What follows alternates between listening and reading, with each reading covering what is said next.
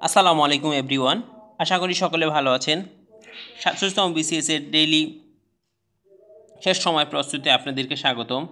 এখন আমি মূলত রেগুলার ভিডিও দিয়ে যাচ্ছি, কারণ শেষ সময় প্রস্তুতিটা আমি কিভাবে সম্পূর্ণ করছি সেই বিষয়ে আপনাদের সাথে আমার পড়াশোনাকে শেয়ার করছি।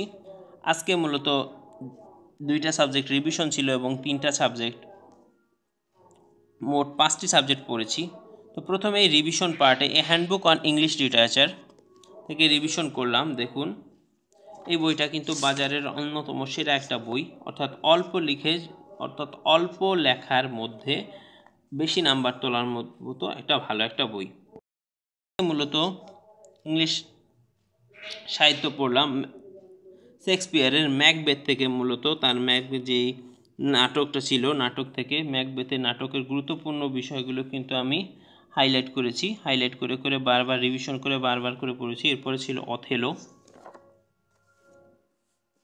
এরপরে কিং লেয়ার থেকে কিন্তু 46তম বিসিএস এর প্রশ্ন এসেছিল কিং লেয়ারের, যে I am a man more sinned against than sinning. এটা কিন্তু 46তম বিসিএস এর প্রশ্ন এসেছিল। তবে আমার কাছে মনে হচ্ছে 47তম বিসিএস এর জন্য how sharper than a serpent's tooth it is have a toothless child, অর্থাৎ সন্তানের অকৃতজ্ঞতা সাপের বিষের চেয়ে তীক্ষ্ণ। এইটা খুব বেশি গুরুত্বপূর্ণ বলে মনে হয়। এই বইয়ের সবচেয়ে ভালো দিক হচ্ছে এখানে হাইলাইট করে দাগিয়ে দেওয়া আছে। পরবর্তীতে আরও কিছু বিখ্যাত উক্তি দেখলাম, অর্থাৎ এইখানে যে শেক্সপিয়ারের যে বিখ্যাত নাটক এবং কমেডিগুলো আছে সব বিষয় বলা আছে। পরবর্তীতে শেক্সপিয়ারের কিছু কমেডি, সেগুলো পড়লাম। দেখুন, ইংরেজি সাহিত্য কিন্তু বারবার পড়তে হয়, কারণ আমাদের মনে থাকে না, আমরা ভুলে যাই, তাই বারবার পড়া উচিত। পরে জ্যাকোবিন পিরিয়ডের কিছু দেখলাম, মেটাফিজিক্যালি পয়েট, এইগুলো জন ডন। এটা ছিল মূলত আমার রিভিশন পার্ট। তো অলমোস্ট এটা শেষ করে ফেললাম। এলিজাবেথ পিরিয়ড এবং জ্যাকোবিন পিরিয়ড আজকে আমার রিভিশন পার্ট শেষ হলো। এটা ছিল আজকে মূলত রিভিশনের ইংলিশ সাহিত্য। পরবর্তীতে সাধারণ জ্ঞান মিহির জিকে থেকে রিভিশন করলাম। দেখুন, অনেকেই জিকের জন্য বিভিন্ন বই পড়ে থাকেন, MP3 বেসিক ভিউ পড়ে থাকেন। ওই বইগুলোও ভালো, আমি কোনোটাকেই খারাপ বলছি না।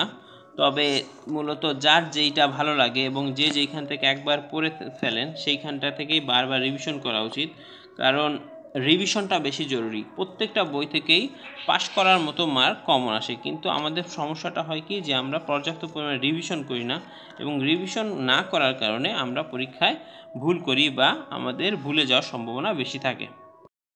আজকে ছিল মূলত পূর্ববর্তীর বিষয় থেকেই যেই ভাস্কর্যগুলো, সেখান থেকে পরবর্তী যেই অন্যান্য যে ভাস্কর্য সেই বিষয়ে কিছু কথা বলা আছে। তো এইখানে কিন্তু দেখুন, প্রশ্নের সাথে বিগত বছর প্রশ্নগুলো দেওয়া টপিকের সাথেই বিগত বছর, যেমন নভর আহমেদের পরিচয় কী ছিল ভাস্কর, এর আগে আমরা কিন্তু নভর আহমেদ দেখেছিলাম, ভাস্করের জন্য একজন বিখ্যাত ব্যক্তি। এবার বিশ্ববিদ্যালয়ের যে গুরুত্বপূর্ণ তথ্যগুলো, বিভিন্ন প্রত্নতাত্ত্বিক নিদর্শন আছে, বিভিন্ন স্থান, বিভিন্ন বিষয়ে বলা আছে। ওয়েরে বটেশ্বর কিন্তু একটা ইম্পর্টেন্ট টপিক। এখানে যতটুকু প্রয়োজন বলে আমার মনে হয়েছে আমি কিন্তু সেগুলো হাইলাইট করে দিয়েছি এবং এখান থেকেই মূলত রিভিশন করেছি। একটা বই যদি আপনারা ভালো করে পড়েন এবং বারবার করে পড়েন তাহলেই কিন্তু যথেষ্ট হয়। পরে দেখুন, এখানে একটা টেকনিক লিখে রেখেছি, যে শায়েস্তা খান এবং শাহ সুজা, অর্থাৎ বড় কাটা এবং ছোট কাটা নিয়ে একটা কনফিউশন লেগে যায়। এই কনফিউশনটা দূর করার জন্য আমার একটা টেকনিক আছে।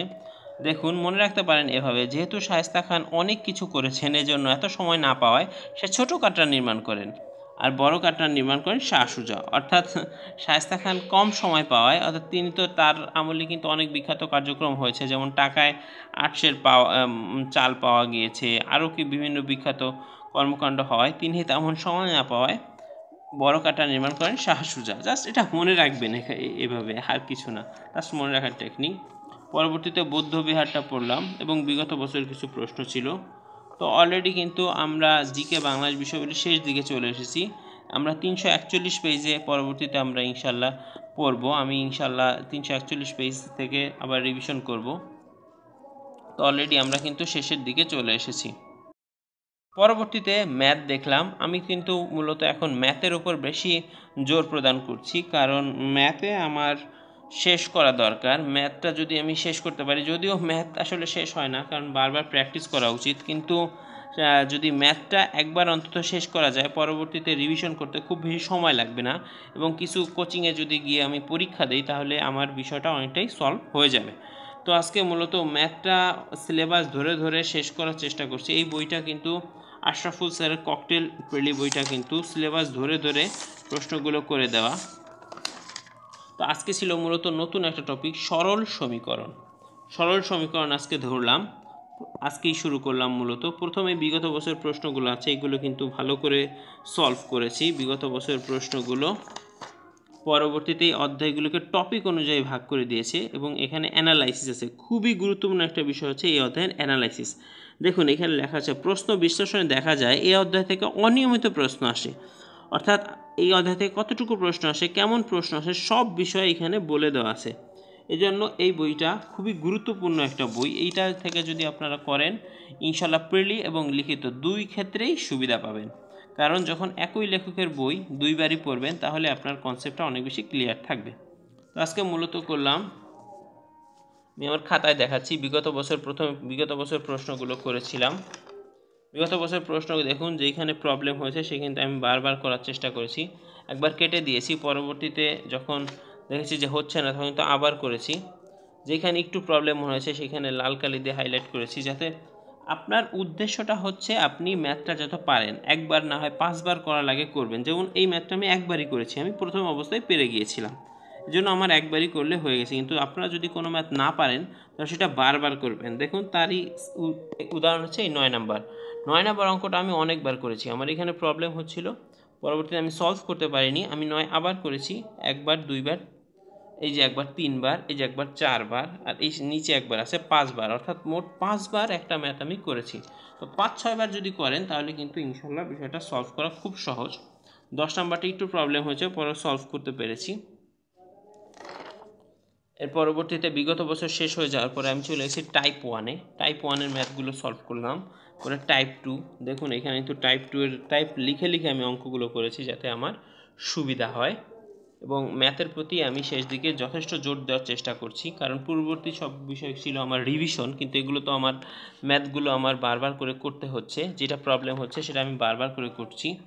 এরপরে সেলফ প্র্যাকটিসগুলো করেছি, আরও কিছু সেলফ প্র্যাকটিস ছিল। তো মূলত এই ছিল আজকে ম্যাথের কিন্তু অলরেডি আমি টাইপ 1 শেষ করেছি। দেখুন যেগুলো পেরেছি সেগুলো কিন্তু দাগ দিয়ে করেছি। টাইপ 2 পুরোটা করেছি।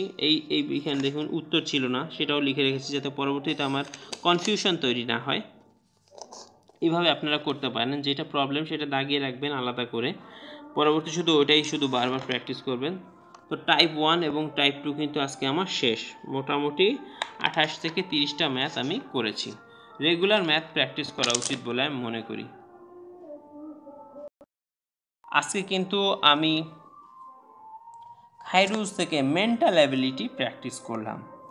আমি আমার কোনো ভিডিওতেই মেন্টাল অ্যাবিলিটি বিষয়ে কোনো কথাই বলিনি, কিন্তু আজকে আমি মেন্টাল অ্যাবিলিটি প্র্যাকটিস শুরু করেছি।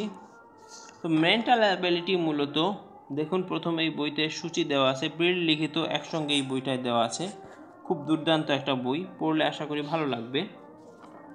কিছু পরামর্শ দেওয়া আছে প্রিলি এবং লিখিত। দেখুন প্রথমে আমি কিন্তু লিখিত এবং প্রিলির সিলেবাসটা আলাদা আলাদা করে লিখে দিয়েছি, আমি আবার পাশে লিখে রেখেছি প্রিলি লিখেন এরকম। তো মেন্টাল অ্যাবিলিটি মূলত যত প্র্যাকটিস করবেন তত ভালো করা যায়। আজকে কোডিং এবং ডিকোডিংগুলো করলাম। কোডিং এবং ডিকোডিংয়ের যে ম্যাথগুলো ছিল প্রত্যেকটা ম্যাথ আমি করার চেষ্টা করেছি। প্রথমে এই বিষয়ে যেই কথাগুলো বলা আছে, অর্থাৎ গুরুত্বপূর্ণ যেই তথ্যগুলো বা ইনফরমেশন এখানে লেখা আছে সেগুলো একটু পড়লাম। দেখুন এখানে লেখা আছে প্রশ্ন আসে, কারণ 38তম প্রিলিতে একটি এবং 38তম রিটেনে 4টি প্রশ্ন এসেছে, তাহলে বুঝতেই পারছেন প্রিলি এবং লিখিতের জন্য কত গুরুত্বপূর্ণ একটা টপিক। তো মেন্টাল অ্যাবিলিটি মূলত যত বেশি বিগত প্র্যাকটিস করবেন তত বেশি ভালো করতে পারবেন। কোডিং উইথ সিরিয়ালগুলো দেখুন বারবার করে করেছি, যেগুলো করা হয়ে গেছে সেগুলো লাল কালি দিয়ে দাগিয়েছি, যেগুলো একটু প্রবলেম হয়েছে গোল কালি দিয়ে লিখেছি যাতে পরবর্তীতে আমি সলভ করতে পারি। আমি না পারলে আমার ফ্রেন্ড আছে বা কোনো টিচার থেকে নিয়ে নেব বা কোনো বড় ভাই, বাট প্রবলেমগুলো আমি আইডেন্টিফাই করে রেখেছি। এই যে মেন্টাল অ্যাবিলিটি, মানসিক দক্ষতা, আজকে প্রথম সেলফ প্র্যাকটিসগুলো করলাম।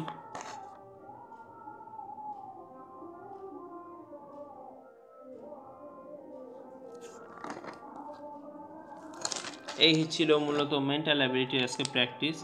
আজকেই প্রথম ধরলাম, দেখি ইনশাল্লাহ আল্লাহ যদি চায় পরীক্ষার আগে শেষ করতে পারবো এবং রিভিশনও করতে পারবো। সর্বশেষে ইংলিশটা দেখলাম মাস্টার থেকে। এখন যেহেতু আমার রিভিশন পার্ট, বারবার আসলে বলছি, রিভিশনের ক্ষেত্রে 4-5টা সাবজেক্ট পড়া কোনো ব্যাপার না। আমি এখন 5টা সাবজেক্ট রেগুলার পড়ছি, তো 4-5টা সাবজেক্ট খুব বেশি প্রবলেম ক্রিয়েট করে না। আজকে মূলত নাউনটা দেখলাম। নাউনে দেখুন প্রচুর পরিমাণে প্র্যাকটিস দেওয়া আছে, কিন্তু নাউনে প্রচুর প্র্যাকটিস দেওয়া আছে, এগুলো করলে ইনশাল্লাহ ভালো করা সম্ভব। মাস্টার এই বইটার একটাই সুবিধা যে প্রচুর পরিমাণে প্র্যাকটিস এবং রুলস সাথে একই সাথে দেওয়া। তো প্র্যাকটিস এবং রুলস যদি আপনারা করেন তাহলে ইনশাল্লাহ পরীক্ষা আশা করি খুব বেশি ভুল হবে না, অর্থাৎ ভালো করার সম্ভাবনাই বেশি। যত বেশি ভুল কম হবে তত প্রি টেকার সম্ভাবনা বাড়ে। তো এটা ছিল আজকে মূলত নাউন করলাম, দেখাচ্ছি। নাউনের এইখানে formation of the abstract noun অর্থাৎ গুণবাচক যা ধরা ছোঁয়া যায় না সেগুলো মূলত পড়লাম।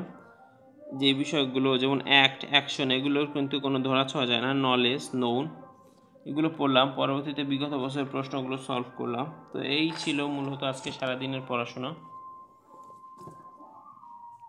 ধন্যবাদ, ভালো থাকবেন এবং আমার চ্যানেলটি ভালো লাগলে সাবস্ক্রাইব করবেন। আসসালামু আলাইকুম।